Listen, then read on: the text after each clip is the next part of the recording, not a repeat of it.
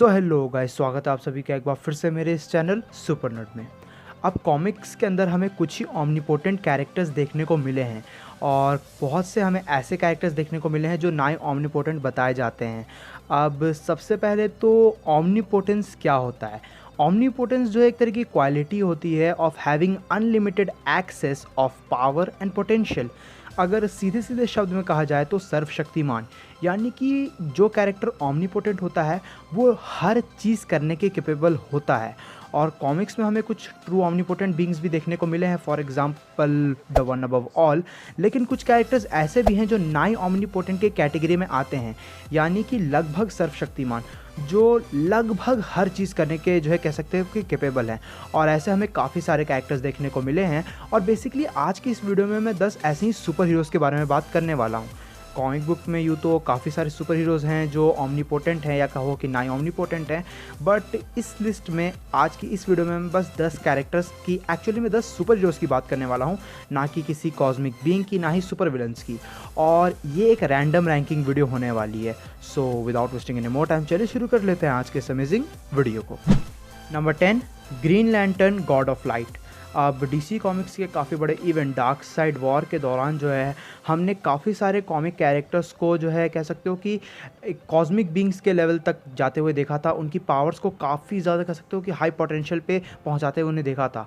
और ऐसा ही हुआ था हैल जॉर्डन के साथ भी, जो प्रोबेबली सबसे पावरफुल ग्रीन लैंटर्न हमें कॉमिक्स के अंदर देखने को मिला है। यानी कि हैल जॉर्डन वो गॉड ऑफ लाइट के तौर पर हमें कॉमिक्स के अंदर देखने को मिलता है इस इवेंट के दौरान।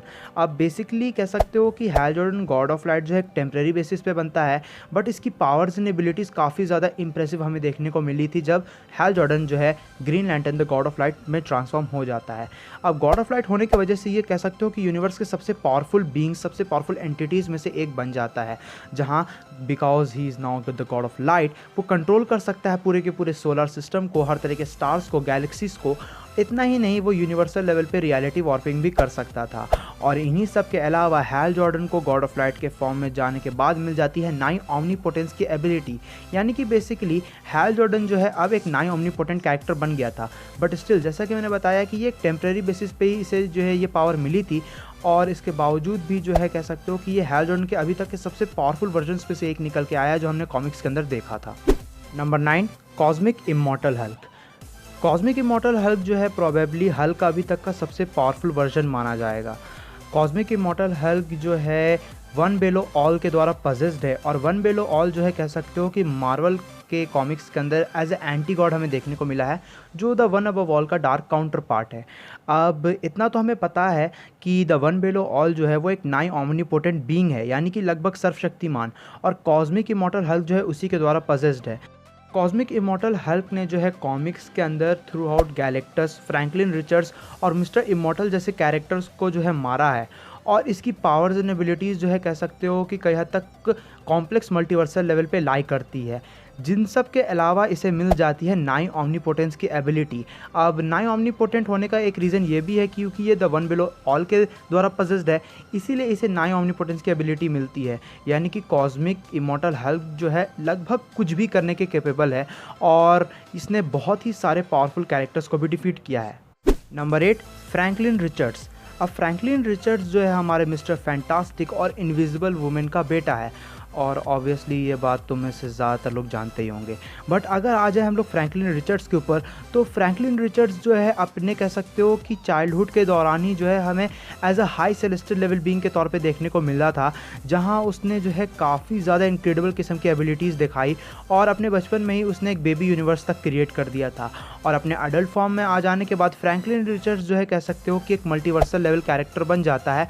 लेकिन इसकी पावर्स एंड एबिलिटीज़ के अलावा फ्रैंकलिन रिचर्ड्स जो है एक नाई ओमनीपोटेंट कैरेक्टर है, यानी कि ये भी एक सर्वशक्तिमान कैरेक्टर है। फ्रैंकलिन रिचर्ड्स जो है लगभग किसी भी चीज़ को करने के कैपेबल है। यहाँ तक कि फ्रैंकलिन रिचर्ड्स जब अडल्ट हो जाता है तो उसके बाद वो गैलेक्टस को कह सकते हो कि अपना हेराल्ड बना लेता है। तो इस वजह से तुम लोग समझ ही सकते हो कि फ्रैंकलिन रिचर्ड्स जो है कितना ज़्यादा पावरफुल कैरेक्टर है मार्वल कॉमिक्स के अंदर, और ये भी नाई ओमनीपोटेंट कैरेक्टर्स के लिस्ट में आता है। Number 7, doctor Manhattan. अब डॉक्टर मैनहट्टन के बारे में तुम लोग सभी काफ़ी अच्छे तरीके से जानते हो। डॉक्टर मैनहट्टन को हम लोगों ने लाइव एक्शन के अंदर भी देख रखा है। डॉक्टर मैनहट्टन जो है लिटरली एक गॉड से कम नहीं है। बेसिकली डॉक्टर मैनहट्टन की पावर्स एंड एबिलिटीज़ जो है reality warping, anti matter manipulation और इसी तरह की चीज़ों के अराउंड घूमती है। लेकिन इन सब के अलावा डॉक्टर मैनहट्टन के पास जो है कह सकते हो कि तो बहुत ही ज़्यादा इनक्रेडिबल एबिलिटीज़ है। पहली तो ये कि ये पास्ट, प्रेजेंट और फ्यूचर को एक साथ देख सकता है। साथ ही साथ इसके पास भी है 9 ऑमनीपोटेंस, यानी कि डॉक्टर मैनहट्टन भी जो है एक 9 ऑमनीपोटेंट कैरेक्टर है डीसी कॉमिक्स के अंदर। डॉक्टर मैनहट्टन ने कॉमिक्स के अंदर बहुत ही सारे पावरफुल डीसी बीइंग्स को, बहुत ही सारे पावरफुल डीसी के कैरेक्टर्स को जो है डिफीट किया है, उन्हें काफ़ी बुरी टक्कर दी है। और यहाँ तक कि मिस्टर मिस्फ्लिक ने ये तक कहा था कि डॉक्टर मैनहट्टन की पावर्स एंड एबिलिटीज़ उसके भी ऊपर है। अब यहाँ पे जो चीज़ गौर करने वाली है वो ये है कि मिस्टर मिस्फ्लिक खुद एक 4th डायमेंशनल बीइंग है और इसके अलावा भी फिर भी उसने ये कहा है कि डॉक्टर मैनहट्टन की पावर्स एंड एबिलिटीज़ उससे ज़्यादा है। यानी कि हम लोग ये प्रेडिक्ट कर सकते हैं कि डॉक्टर मैनहट्टन कई हद तक एक मल्टीवर्सल लेवल कैरेक्टर है, जिसने डीसी कॉमिक्स के अंदर काफ़ी सारे पावरफुल बीइंग्स को जो है उसकी पावर के थ्रू सरपास किया है। और डॉक्टर मैनहट्टन जो है पास्ट, प्रेजेंट, फ्यूचर देख सकता है, जिसकी वजह से वो काफ़ी ज़्यादा बेहतरीन किस्म के टैक्टिक्स क्रिएट करता है। और डॉक्टर मैनहट्टन खुद एक गॉड से कम नहीं है, इसीलिए उसके पास 9 ऑमनीपोटेंस की एबिलिटी होना तो ऑब्वियस था। Number 6, Genis Vell. अब जेनिस वेल जो है मार्वल का बेटा है और ये मार्वल कॉमिक्स के सबसे पावरफुल, कह सकते हो सीक्रेटली सबसे पावरफुल सुपर हीरोज़ में से एक है। जेनिस वेल जो है कह सकते हो कि बहुत ही ज़्यादा इनक्रेडिबल किस्म की एबिलिटीज़ पजेस करता है, जैसे कि matter manipulation, energy absorption, energy को रिप्रोड्यूस करना और भी काफ़ी सारी अलग अलग चीज़ें। लेकिन इन सब के अलावा जो चीज़ जेनिस वेल को जो है इस लिस्ट में लाई है वो ऑब्वियसली है 9 ऑमनीपोटेंस की एबिलिटी। यानी कि जेनिस वेल भी कॉमिक्स के अंदर एक 9 ऑमनीपोटेंट कैरेक्टर है जो लगभग किसी भी चीज़ को करने के कैपेबल है। जेनिस वेल जो है कह सकते हो कि कई हद तक मल्टीवर्सल लेवल की रियलिटी वॉर्पिंग पजेस करता है। ये इस कैरेक्टर की पावर्स एंड एबिलिटीज़ अलग अलग लेवल पे लाई करती हैं, यानी कि इसकी रियलिटी वॉर्पिंग अलग लेवल पे लाई करती है, इसकी कॉस्मिक अवेयरनेस अलग लेवल पे लाई करती है, जिस वजह से कह सकते हो कि ये टोटली एक इमेजरेबल पावर होल्डर कैरेक्टर है। जेनिस वेल जो है 9 ऑमनीपोटेंस की एबिलिटी पजेस करता है, यानी कि ये लगभग सर्वशक्तिमान है, लगभग किसी भी चीज़ करने के कैपेबल है। और जेनिस वेल की पावर्स जो है कॉमिक्स में जो है ना ही के बराबर एक्सप्लोर की गई है अकॉर्डिंग टू राइटर्स। तो तुम लोग समझ ही सकते हो कि अगर फ्यूचर में कॉमिक्स में से दोबारा दिखाया जाता है तो ये कितना ज़्यादा पावरफुल बन सकता है। Number 5, Superman prime 1 million. अब सुपरमैन प्राइम 1 मिलियन जो है डीसी कॉमिक्स के जो है कह सकते हो कि सुपरमैन के सबसे कूलेस्ट वर्जन्स में से एक है। बेसिकली सुपरमैन प्राइम जो है सुपरमैन का एक फ्यूचरिस्टिक वर्जन है, मतलब फ्यूचर के टाइमलाइन से ये बिलोंग करता है और इसकी जो टोटल एबिलिटीज़ हैं वो इसे लिटरली एक मल्टीवर्सल बीइंग बना देती है।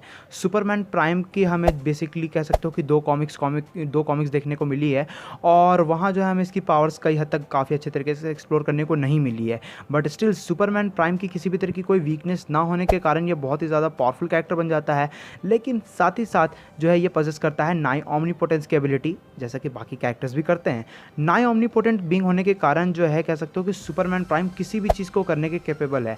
ये खुद के डुप्लीकेट्स क्रिएट कर सकता है, रियलिटी को वॉर्प कर सकता है, टाइमलाइन में छिड़खानी कर सकता है, डायमेंशन को चीर सकता है, कुछ भी कर सकता है। और सुपरमैन प्राइम जो है मैंने कहा ही कि सुपरमैन के सबसे कूलेस्ट वर्जन्स में से भी एक है। Number 4, God spawn.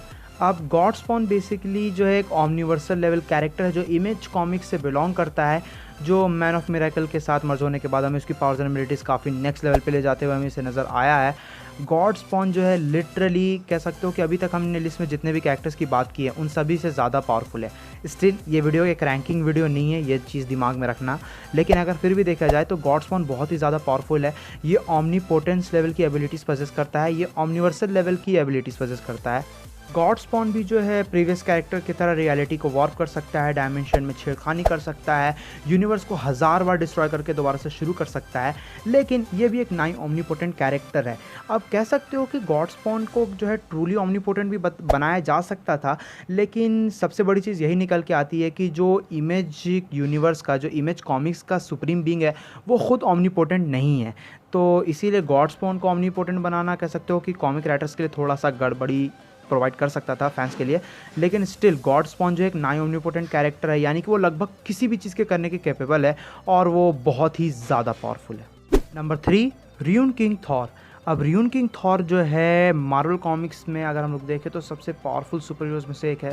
थॉर के one of the strongest versions में से एक है।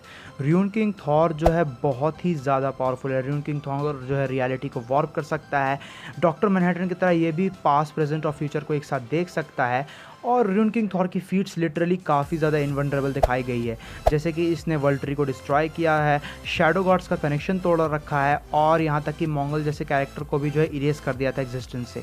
लेकिन इन सब के अलावा र्यून किंग थॉर भी पोसेस करता है 9 ऑमनीपोटेंस की एबिलिटी, यानी कि र्यून किंग थॉर भी लगभग सर्वशक्तिमान है, लगभग किसी भी चीज़ करने के कैपेबल है। र्यून किंग थॉर भी बहुत ही ज़्यादा ओवरपावर्ड है, ये अपने सोच से चीज़ों को जो है कह सकते हो कि परफॉर्म करने लायक बना सकता है। ये गैलेक्सीज़ को, यूनिवर्सेस को डिस्ट्रॉय कर सकता है, उन्हें रिक्रिएट भी कर सकता है और ये थॉर के सबसे कूलेस्ट वर्जन्स में से भी एक है। नंबर 2, केओस वार हरक्यूलिस। अब केओस वार हरक्यूलिस का सबसे पावरफुल वर्जन है जो हमने मार्वल कॉमिक्स के अंदर देखा है। केओस वार हरक्यूलिस जो है बेसिकली कह सकते हो कि मिकाबोशी के अगेंस्ट फाइट करने के ज़िम्मेदार था और इसने मिकाबोशी जैसे मल्टीवर्सल बीइंग को बहुत ही बुरी टक्कर दी थी। और केओस वार हरक्यूलिस खुद जो है मल्टीवर्सल लेवल की एबिलिटीज़ पोसेस करता है, ये ओलंपियन फिजियोलॉजी पोसेस करता है, ये कह सकते हो कि 9 इनवनरेबल है, इसकी गॉड लेवल की एबिलिटीज़ है, साथ ही साथ रियलिटी को वॉर्प करना, डायमेंशन में छेड़छानी करना, ये सभी नॉर्मल चीज़ें हैं। लेकिन इन सभी के अलावा केओस वार हरक्यूलिस भी एक 9 ऑमनीपोटेंट कैरेक्टर है, यानी कि केओस वार हरक्यूलिस की भी कुछ लिमिटेशन है, बट इसके बावजूद भी ये लगभग किसी भी चीज़ को करने के कैपेबल है, यानी कि ये कह सकते हो कि अपने सपने भी पूरे कर सकता है। वैसे कि ये खुद एक गॉड है तो इसका क्या ही सपना होगा, but still chaos war Hercules जो है टाइम में छिड़खानी कर सकता है और भी काफ़ी सारी एबिलिटीज़ मौजूद है। बट स्टिल हम लोग तो फोकस जो है 9 ऑमनीपोटेंस के ऊपर, ऑमनीपोटेंट कैरेक्टर्स के ऊपर कर रहे हैं, तो वो चीज़ इसके पास अवेलेबल है। Number 1, Batman God of knowledge. अब जैसा कि मैंने बताया ही कि ग्रीन लैंटर्न जो है गॉड ऑफ लाइट बनता है डार्क साइड वॉर के इवेंट के दौरान, और इसी इवेंट के दौरान जो है हमें बैटमैन मॉर्बियस चेयर पे बैठते हुए नज़र आता है और वो बन जाता है गॉड ऑफ नॉलेज। अब मॉर्बियस चेयर जो है कह सकते हो कि डीसी यूनिवर्स के अंदर, डीसी के मल्टीवर्स के अंदर सबसे स्ट्रॉन्गेस्ट ऑब्जेक्ट्स में से एक है और जो कैरेक्टर भी इसके ऊपर बैठता है, जो कैरेक्टर भी इसके लिए कह सकते हो कि टाइप ऑफ वर्दी होता है, उसे जो है पूरे के पूरे मल्टीवर्स का हर नॉलेज मिल जाता है। जिसके बाद जो है बैटमैन जब मॉर्बियस चेयर पर बैठता है तो वो भी गॉड ऑफ नॉलेज बन जाता है।